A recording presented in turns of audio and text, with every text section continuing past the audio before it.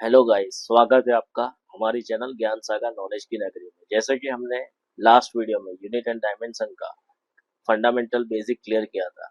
आज हम उसका सेकंड पार्ट लेके आए, जहां हम डिस्कस करेंगे सम डिराइव्ड फिजिकल क्वांटिटी और उनको स्टेप बाय स्टेप डिराइव करेंगे। बोलते हैं कि हर बाप का एक बाप होता है, वैसे ही आपको डिराइव क्वांटिटी समझते टाइम फंडामेंटल क्वांटिटी को नहीं भूलना है, क्योंकि ultimately derived quantity fundamental quantity से ही आती है।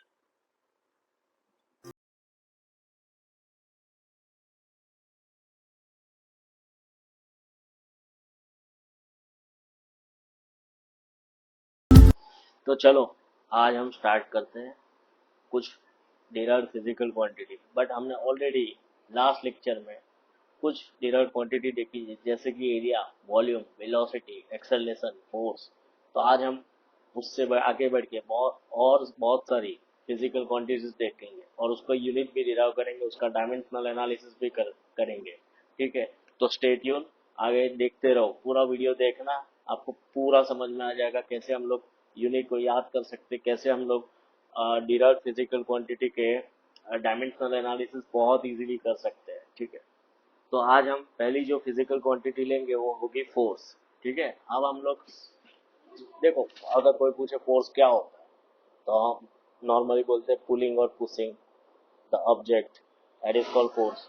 बट हमें ना उसका यूनिट भी चाहिए, और फोर्स एक फिजिक्स में बहुत इंपॉर्टेंट फिजिकल क्वांटिटी है। ठीक है, तो हर जगह उसका मतलब आएगा, इलेक्ट्रिसिटी पढ़ लो या फिर कहीं पे भी पढ़ लो, हर जगह आएगा, है ना।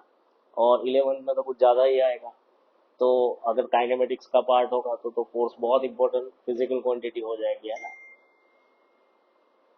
ठीक है, तो फोर्स को तो समझना ही पड़ेगा, बट उसका यूनिट उससे भी ज़्यादा इंपॉर्टेंट है। ठीक है, तो फोर्स क्या होता है अगर हम देखें, तो F is equals to mass into acceleration. ठीक है, अब मास का यूनिट हुआ केजी, एक्सेलरेशन का हुआ मीटर पर सेकेंड स्क्वायर। ठीक है, तो अगर मैं इसका डायमेंशनल एनालिसिस करना चाहूँ तो क्या बनेगा, मास का एक डायमेंशन होगा m1, लेंथ का एक डायमेंशन L1, टाइम का डायमेंशन डिनोमिनेटर में पावर 2 में तो आएगा -2। चलो, तो आज हमने पहली फिजिकल क्वांटिटी देख ली जो कि है फोर्स, है ना। और फोर्स का डायमेंशन भी हमने समझ लिया, m1 L1 T-2। लेकिन इसका एक और यूनिट है जो कि और बहुत ही ज़्यादा मतलब वही यूज़ होता है, न्यूटन। ठीक है, तो वो भी याद रखना, ये दोनों चीज़ें याद रखो। चलो, सेकेंड फिजिकल क्वांटिटी देखते हैं, वर्क। ठीक है, वर्क डन क्या होता है वो तो हम आगे के वीडियोस में देखेंगे जब वर्क पावर एनर्जी वाला चैप्टर आएगा। ठीक है, बट अभी के लिए हम उसका खाली यूनिट देखेंगे। ठीक है, तो वर्क क्या होता है, फोर्स इंटू डिस्प्लेसमेंट। क्या होता है, फोर्स इंटू डिस्प्लेसमेंट। अब जैसे कि हमने ऊपर फोर्स का यूनिट ऑलरेडी हम जानते हैं। ठीक है, तो वो होता है न्यूटन, एंड डिस्प्लेसमेंट का यूनिट होगा मीटर, तो इसका यूनिट बनेगा न्यूटन इंटू मीटर। अब अगर इसका डायमेंशनल एनालिसिस करना चाहे तो कैसे बनेगा, देखो यहाँ पे ऑलरेडी हमने फोर्स का कर दिया है, तो उसको वापस से करने की जरूरत नहीं, जस्ट हमें यहाँ पे रख देना है फोर्स का m1 L1 T-2, और यहाँ पे मीटर है तो L1, है ना। तो इसका डायमेंशनल एनालिसिस होगा m1 L2 T-2। ठीक है, बहुत आसान है ये। थर्ड फिजिकल क्वांटिटी है मोमेंटम। ठीक है, मोमेंटम क्या होता है, मास इंटू वेलोसिटी। ठीक है, अब देखो, मास मतलब केजी हुआ, वेलोसिटी मतलब क्या हुआ, मीटर पर सेकंड।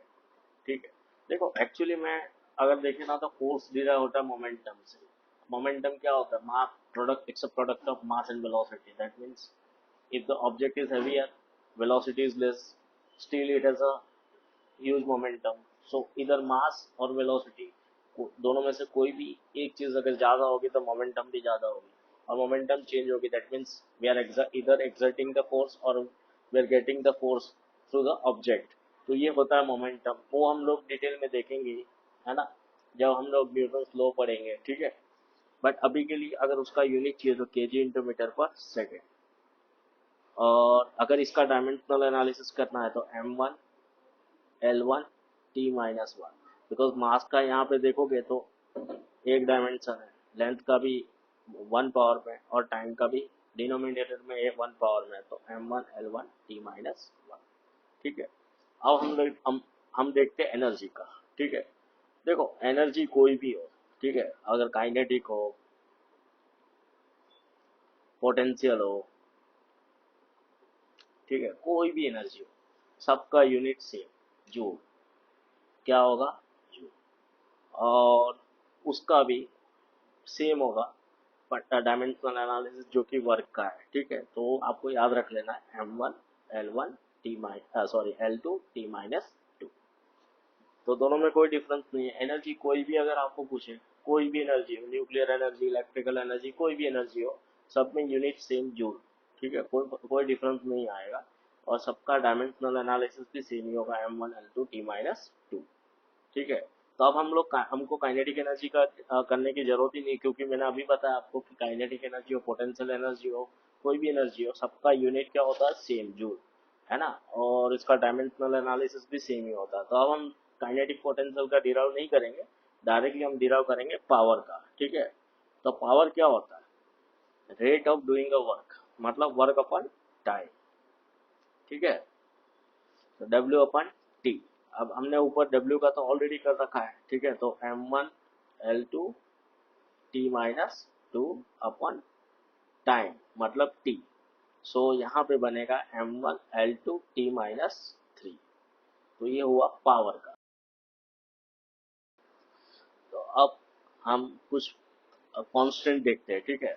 तो फर्स्ट कांस्टेंट जो कि है ग्रेविटेशनल कांस्टेंट, ठीक है।